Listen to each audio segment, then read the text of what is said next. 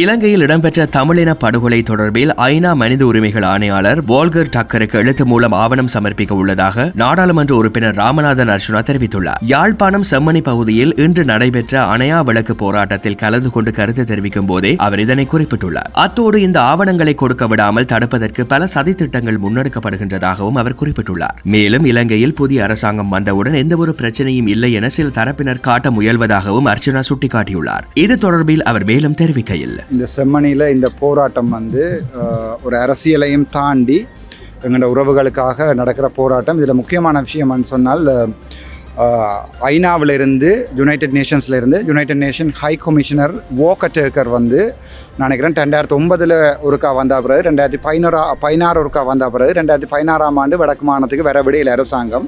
அப்போ இருந்த நல்லாட்சி அரசாங்கத்தின் எங்களுடைய முட்டு தூண்களும் இனப்படுகொலை நடக்கலைன்றே சொல்லிட்டோம் அந்த காலத்தில்.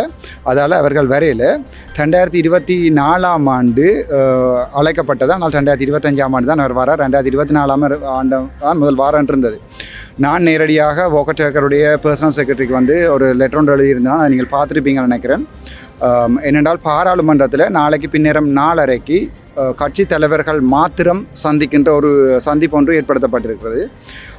நேரடியாக வோல்கர் டர்க்கர் அவர் இந்த முறை வோல்கர் டர்க்கரை இங்கே வரவிடாமல் தடுப்பதற்கு மேக்சிமம் ட்ரை பண்ணுகிறார்கள். ஆனால் புலம்பெயர் தமிழர்கள் ஏற்கனவே கனடாவில் இருந்தும் பிரான்ஸில் இருந்தும் லண்டனில் இருந்தும் கட்டாயம் யாழ்ப்பாணம் போகணும் என்ற ஒரு நிலைமைக்கு ஜெனீவாவில் போய் அந்த நிலைமை கொண்டு வந்துட்டோம். அதில் வருவர். நாளைக்கு பின்னேரம் 4:30 வோல்கர் டர்க்கரோட பாராளுமன்றத்தில் எனக்கு ஒரு மீட்டிங் ஒன்று இருக்கிறது. அதில் நான் நினைக்கிறேன் கட்சி தலைவர்கள் என்ற சாத்தியத்தில் 13 கட்சி தலைவர்கள் வருவார்கள். அதில் நானும் ஸ்ரீதரன் ஐயாவும் செல்வம் அடக்கலநாதனும் அதில் வரலாம் என்று நினைக்கிறேன். அதில் செல்வமாண்டில் அடக்கலநாதன் ஐயாவும் ஸ்ரீதரன் ஐயாவும் வருவார்கள்ன்ற ஒரு நம்பிக்கை எனக்கு இருக்குது.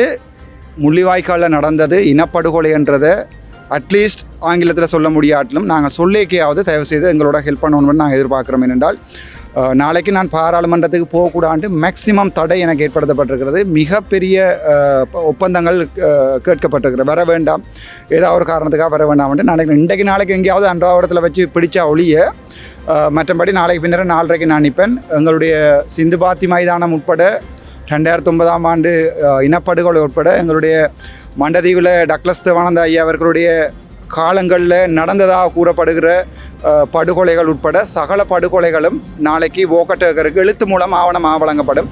அதுக்குரிய டாக்குமெண்டேஷன் எல்லாமே செய்துட்டேன். அதை கொடுக்கக்கூடாது மேக்சிமம் ட்ரை பண்ணுகிறார்கள்.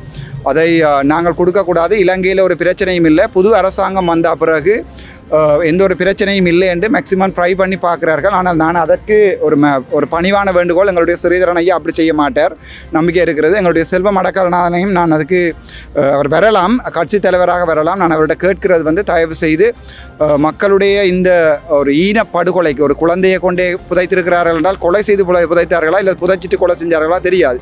அப்படியான ஒரு மனித இனப்படுகொலைக்கு மேலான ஒரு பாரிய புதைக்குழின்ற அன்றைக்கு எனக்கு நேரம் முன்னுக்கு தான் எங்களுடைய ஸ்ரீதரன் ஐயாவும் ஹர்ஷன நாணயக்காரவும் அடிபடுகிறார்கள். ஸ்ரீதரன் ஐயா 27 செக்ஷனில் தமிழில் கேட்கிறார் கேள்விகளை. ஹர்ஷன நாணயக்க வேறு ஏதோ பதில் சொல்லுகிறார். அப்போது நான் இடைமறுத்து சொன்னேன், ஐயா கேட்பதெல்லாம் தமிழாக்கம் செய்யப்படுகிறது என்று. நான் நினைக்கிறேன் நாளைய தினம் வோல்கர் டர்க்கருக்கு ஒரு தெளிவான பதில் ஒன்று நாங்கள் சொல்லணும். முக்கியமாக சொல்ல வேண்டிய இந்த சிந்து பாத்தி மைதானத்தில் 400 உடல்கள் தான் இருக்குது.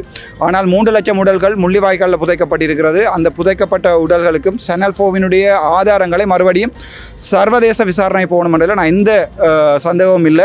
அதை 100% வலியுறுத்துவேன். பாராளுமன்றத்தில் இருக்கும் காலத்திலையும் இல்லாத காலத்திலையும் சரி, நான் அதை 100% வலியுறுத்துவேன். எங்களுக்கு நடந்தது இனப்படுகொலை.